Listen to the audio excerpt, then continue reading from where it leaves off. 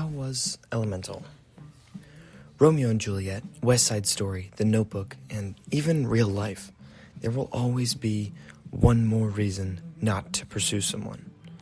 You don't think you're ready, you don't know them well enough, you feel scared, you think things will go wrong too quickly, or you just don't want it, or don't need it right now. Don't get me wrong, those are all valid reasons, and at least when I'm on either side of that, I wouldn't be able to describe why those make sense, but they do. And the beauty with things like relationship, ambition, success, and fulfillment is that they're all subjective. I wouldn't feel like I've succeeded if I graduated with a degree in philosophy or chemistry. Those topics don't fulfill me in a way that I want my degree to. I get it if you would like to study things like that, and I say go for it. Follow where your aspirations lead you, as long as you feel perfected in it and you feel like others can benefit from you as well. It's the same thing with a relationship, except the entire well-being of another completely separate person is in your hands just as well as yours is. There's a delicate balance you two have to find in order to better yourselves in a way that brings you both up. At any point, you are completely allowed to give up on a person because either they can't balance with you or you can't with them. That's valid. If you've tried and failed, or if they're messing you up, then step away. But you do have to give some sort of effort. And Elemental is a movie that shows that. Elemental also takes familial pride and boils it down to heritage. That heritage is separated by element, and if I tried enough, I would figure out which race each is to represent, but that's not the point of the movie, and I have better things to do than to stereotype races based on a kid's film. When faced with the challenge to follow what she doesn't want, or to follow what her parents don't want, Ember feels drained and she feels torn. But where does she go when she needs a break?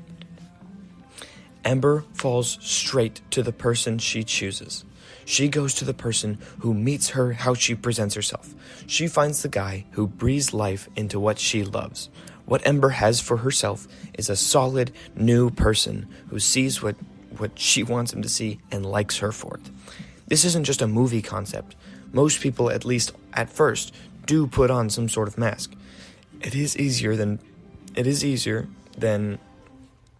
leaving someone to judge the entirety of me than to just put something up that I know people will love and have them think well of that. I sort of know that eventually I'll trust another person enough to drop that mask, whether naturally or deliberately. And if that person hates who I am or steps away, they weren't there for me in the first place. And if they can't see me for who I am, they can't be beneficial to my character. My mask is not to protect others from me. It is to protect me from risks, so I don't have to take them all day, every day. Sometimes it is nice to have that person whom you can sit with and be a quieter, more charming version of yourself, or at least how you see it.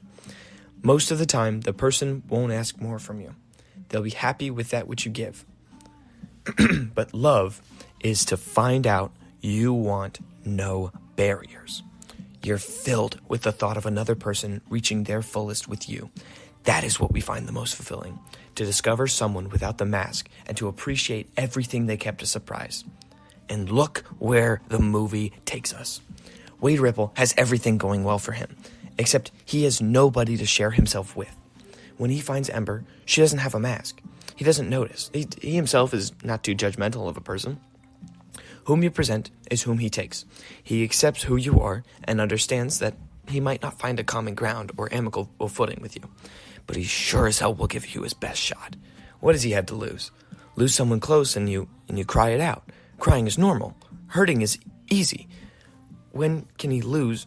What can he lose when he learns best from his emotions? He presents a very soft version of himself towards Ember in his first moment on screen. He connects with an important moment of hers with a shower of tears. She's drawn to someone so sweet and honest that she forgets about the mask. She lays down what she feels to him and about him multiple times. No hidden self, no mask. Does Wade notice how she feels about sharing? No, but he notices how she feels about the things she says. Ember doesn't want to let down proud heritage, but she doesn't feel right in emotionally taxing herself with something she really doesn't want. She's so stretched, she doesn't know which one matters to her more, or which one's right. And Wade steps her back. He shows her that both of hers are valid concerns that both need to be taken into account when making decisions. There is no right or wrong answer, but one of them is better for Ember herself. Ember finds a really nice peace in Wade. She envies his ability to move hearts inward, and he seems to be able to let people look at themselves with a much better light. It makes him approachable and beloved. But that doesn't work for her family. He's drawn her away from what her responsibility is. She can't care for her family at art school, and she would rather let her dreams die than let her father die alone. Wouldn't she? Yeah, having dreams is important, but those are risks.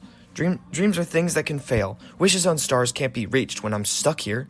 What she wants to do isn't what matters. What matters is what she's been asked for. But she can't do what she asked for. She's no good at it. Why can't someone else step in and take care of me emotionally the way Wade seems to do?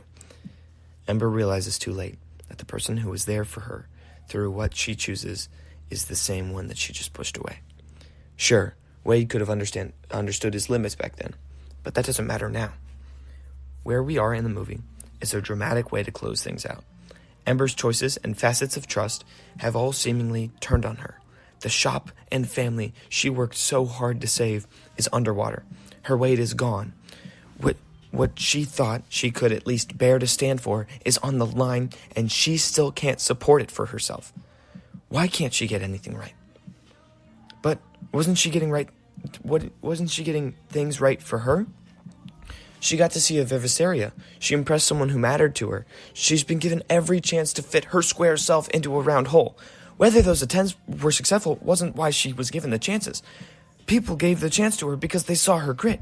They saw her determination when she felt her lowest. They chose to empower her because they saw the power behind her eyes, that she would do her best to get things done. And the person who gave her the advice that if she can't fit into the round hole, she shouldn't tire herself failing, he's the one she feels most attached to. He seems the best to hear from, to be the best with, the best to rely on. Wade Ripple does not care what her mask says. He doesn't sit here and make her choices for her either. He wants to hear what she has to say. He'll sit there and listen to her cry herself out if it makes her feel any better.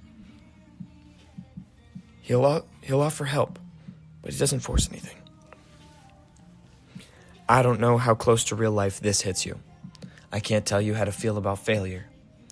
I just know that I've felt really poorly about myself for trying to squeeze into that round hole. And I can say that. I'm allowed. I'm not proud of failing things, nor will I ever truly be proud of it. But I can move forward from them. I've taken to the phrase, whatever works will happen, which more or less means that I can't control what works, but I control what happens. I can't make something work, but I can make it happen. I can push it in. If it isn't going to be the best thing, or if it won't go well for anyone, why on earth should I force it? I'm not even a little proud of failing. I'm not souped up to go out and risk it again because it's easier for me to just sit. I could 100% lean back and play Mario Kart until midnight because it's easy, fun, and simple. What would be better is to learn from what I've messed up, to try again some other way, to put myself out, to risk. Falling into something easy, safe, and simple, that's great, but it doesn't have a place, especially with relationships. I need to find what I can do and fill myself in that. And you can too. I got a little carried away here, but movies don't have to be about movies. This isn't a review, it's a critique. A retrospective, if you will. 7 out of 10 movie. You were not made for comfort, you were made for greatness. I love Spider-Man, but I love Peter Parker more. Whatever works will happen.